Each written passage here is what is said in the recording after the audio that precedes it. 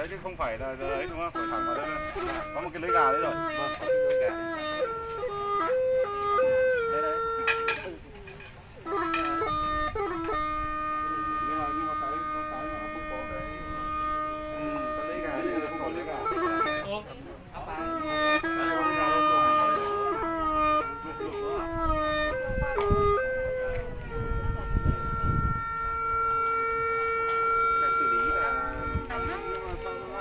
Trên rừng có một cái lỗ này thì để vào cái gì?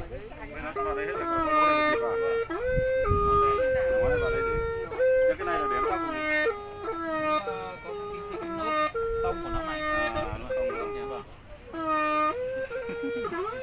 Không biết chơi sáo thì chỉ mang về để làm kỷ niệm nữa. Treo. Trưng bày á, chơi trưng bày mà. Trước mình thấy ở cửa hàng nhiều cái nó đẹp hơn. Anh vào cửa hàng rồi hả? Rồi, có cái trừ vào mà. Anh quên đấy. Hôm qua sáng mới gọi điện anh trừ với lại cả người khoa nữa. Anh em lên đây thì bố trí được không?